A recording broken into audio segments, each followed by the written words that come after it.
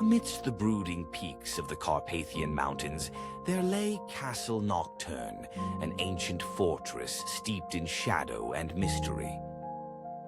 Its towers scraped the heavens, and its walls whispered tales of dread to the winds that dared brush against its cold stones.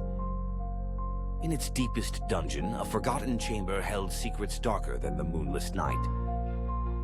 Lord Victor Dragonov, the Lord of Castle Nocturne, was a vampire of ancient lineage.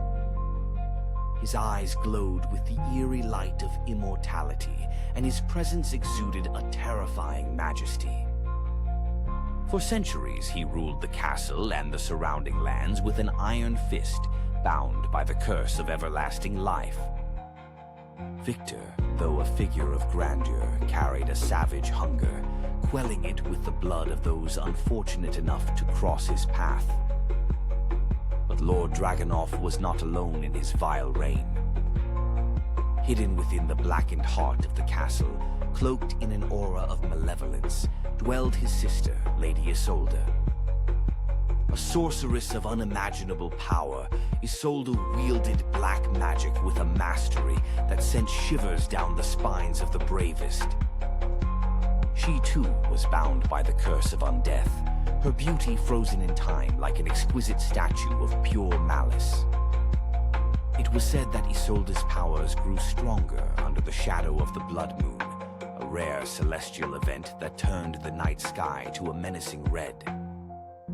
On such a night, the unwitting fool would be wise to stay away from the castle's silhouette against the horizon. One fateful night, a group of travelers, lost and weary, noticed the foreboding outline of Castle Nocturne through the murky mist. Seeking refuge, they ventured towards the monumental gates, oblivious to the terrors within.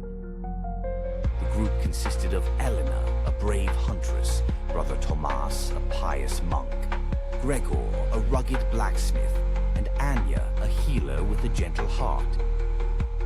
As they approached the castle, Lady Isolde, sensing their arrival, prepared her dark spells, while Lord Victor's thirst sharpened, foreboding a sinister hunting night.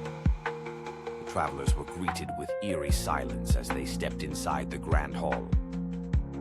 The air was heavy with the scent of decay and something far more sinister. As they made their way deeper into the castle, the stone walls seemed to close in on them, suffocating with an unnatural dread. Suddenly, the torches flickered and died, casting them into impenetrable darkness. Lady Isolde emerged from shadows, her eyes burning with an unholy light. "Welcome, lost souls," she hissed, her voice like velvet laced with poison. "You shall now entertain the lords of this castle." Brother Thomas, summoning his faith, held out his crucifix, but Isolde only laughed, a sound like shattered glass.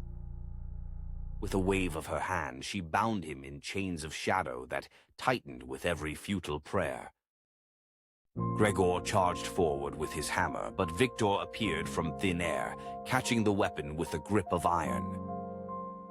With monstrous strength, Victor threw Gregor across the room, rendering him unconscious upon impact. Elena, fierce and unyielding, loosed arrows from her silver-tipped bow, but they bounced harmlessly off Isolde's protective magic. Anya, trembling, closed her eyes and began chanting an ancient incantation taught to her by her grandmother. Unfamiliar with the forces she invoked, she inadvertently drew upon the surrounding darkness, creating a shield that protected her from Victor's intent to feast on her blood. A chilling silence ensued as the air crackled with dark energy.